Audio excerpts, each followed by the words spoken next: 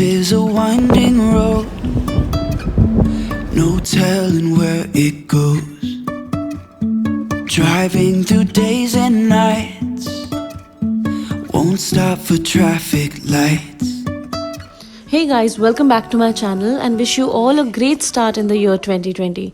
I recently took a trip to God's own country, Kerala, and I can't emphasize enough on how beautiful it really was. But I'm equally excited to also share my experience on a houseboat in Kumarakom backwaters. Now, although it was my first visit to Kerala and I was really looking forward to the far-famed Alapi backwaters, but since it was around New Year's time, the person through whom we booked the houseboat advised us against it because he said there's going to be a lot of houseboat traffic, and the last thing we Mumbaikars wanted was to face traffic. So we thought that we would rather opt for the quaint, pristine and secluded backwaters of Kumarakom, and we were really not disappointed with this.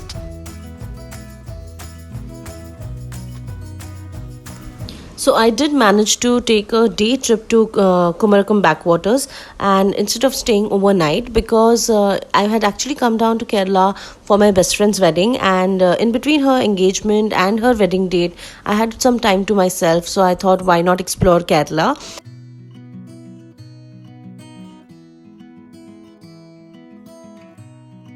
I was staying at my friend's place in the district called Chittar, and we headed early morning to Kumarakom backwaters. So to reach there by 10 o'clock, we had to leave at 6:30, and that was quite some trip. So on our way, we actually got to see large plantations of rubber trees and also some really beautifully made bungalows by people living over there. And needless to say, we also got to witness a lot of coconut trees, which was a given since we were in Kerala. And the roadway was amazing and definitely worth watching the sunrise in the morning. It was amazing. The sunrise was so beautiful, I cannot really explain. Now, since we had left early in the morning, we were really getting a little hungry. So we asked our driver to take us to a place where we can have our breakfast. So he took us to this Rajdhani family restaurant. It was like a Udupi actually, and a very decent one. The food over there was really tasty. I did not expect early morning to have so much of variety. So I really wanted to have idiyappam, and they had it in the morning. So I ordered for an idiyappam, and my sister ordered for a appam, and we had it with motta curry. And my husband actually, Siddharth, ordered for a masala dosa, and he had that because he likes masala dosa. I did not expect so much out of this restaurant, frankly, but I really loved it.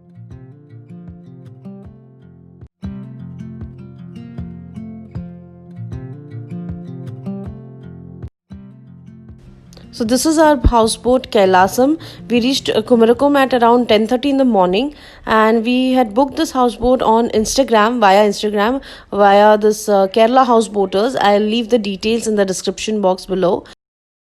This is our guy Ajil, and I booked him through Instagram, and he has been very helpful till now, and our future ride also looks very good. Ajil, you want to say anything? Yeah, welcome to Kerala Houseboaters. Okay. This is our one-bedroom premium houseboat. Yeah, it's a day trip we are providing. Okay. And he's also offering some really good meal and also tea and coffee. Yeah. So let's hop on the ride. Yeah, please Okay. welcome. Okay. So guys, as you can see, this is the covered deck that we had to ourselves, and we did not opt for an open deck because when you go for a day trip, it is usually from 10 o'clock in the morning to 4 o'clock in the afternoon, and the afternoon time can become really hot. So if you're going for a day over, or if you're going for a overnight trip, you can definitely go for a open deck.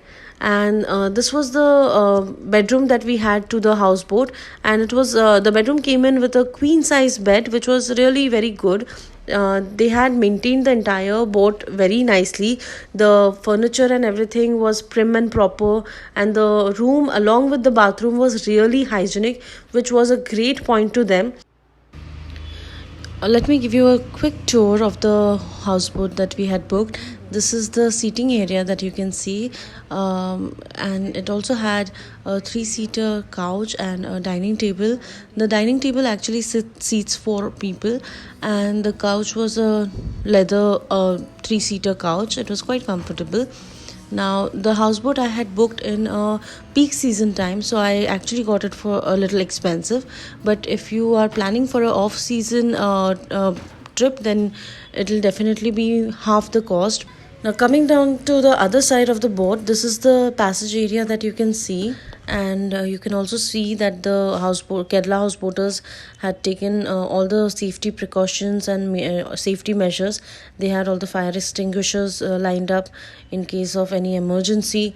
And if you go ahead of the passage area, you will see a small kitchen. It's actually like a kitchenette, and this is basically where the magic happens, and the awesome traditional Kerala home cooked meal is made, prepared, and served.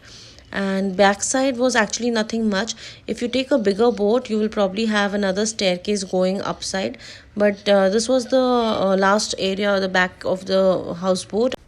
So, after a quick tour of the boat and minutes before we sailed out, we were actually welcomed by the Kerala Houseboaters group with this refreshing tender coconut water as a welcoming drink. And after having that, we embarked on our journey to the Lake Vembanad, which is also known as the largest lake in India.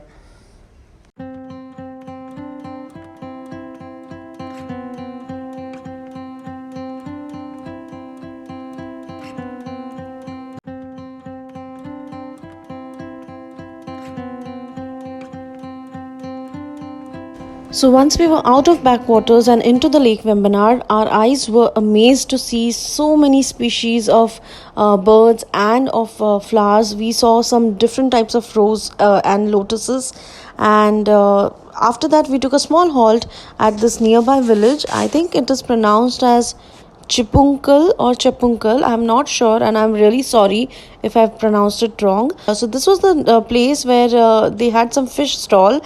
So the person who was our cook on board told us to check this out because apparently they had some real fresh catch of the day. So this is how that local fish center or a fish market looked like. So they had variety and ranges of fishes, right from scampi to prawns to lake crabs and pearl spot fish, and also the red-bellied fish. So you can see the fishes over here. Since we had already had a lot of other fishes, and the red belly, the pearl spot fish was going to be served by Kerala houseboaters, so we did not buy that, but we did buy scampi, which was around I think it was around 1800 rupees for a kilogram. So we took half a kilogram, which had three scampis. Frankly, I found it to be a little expensive, but since we were already on the boat and I have never had scampi before, so we thought might as well just take it. So we took around half kilogram for 900 rupees, which was like three scampis for 900 bucks.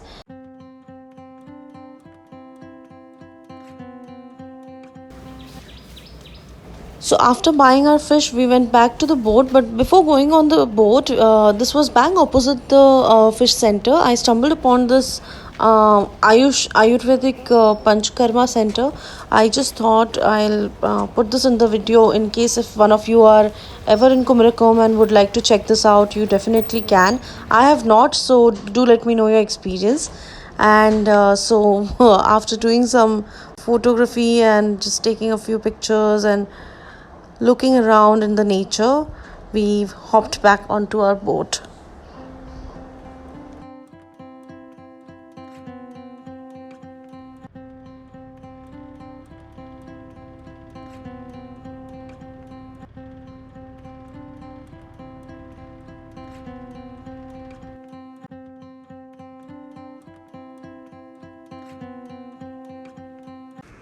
So if you ask me what else can we do on a houseboat apart from exploring the beautiful birds, the different kind of fishes and the different kind of flowers around, I would say you can gorge onto some deliciously cooked and traditional Kerala meal. So if you're a vegetarian, you can definitely ask for or opt for a vegetarian course. But if you are a non-veg lover like me, they do offer non-veg food in the same package. We obviously opted for the non-veg meal, and this much was sufficient for all of us. As you can see, we were served with rice, fish curry, chicken curry, papad, and the scampi that we had bought. And apart from that, they served us with the pearl spotted fish, which was one fish per person. The fish was so fresh and the sabzi that they made was so authentic and tasty. In fact, I would go out on a limb and say that the veg food tasted really better this time. So after the scrumptious meal, we took another small detour to a local church. This was actually more like a set where a Malayalam movie was being shot, and this was originally a church, but it was abandoned and it was around 100 years old church or something. This is what the locals over there told me. So we also visited the inside of the church, which was made by the people, the sets people, the people who built the set, and all this was not really in there, but they built it. So it was a nice experience, and we also met a local actor. I don't know his name, but if you all do, then please do let me know. And with that, our trip came to an end, and we had to leave the boat with a heavy heart. And it was around 4:30 when we came back. So it was a proper full day trip on the boat, on the houseboat. And I would say that I think I was the closest to Mother Nature in Kerala at that point of time. We all really enjoyed the trip. To sum it up, I would say that it was a very unique experience altogether. So after we left the houseboat and we went back to Chittar, it was almost dark. It was 7 o'clock by the time we reached, but it was so dark that we could not see the roads. And but it was an amazing experience, and I would suggest that if you guys haven't been on the houseboat, then do go and enjoy yourselves. And if you like my video, then do like, share and subscribe, and leave a comment, give me your feedback, and I'll see you next time. Until then, bye bye.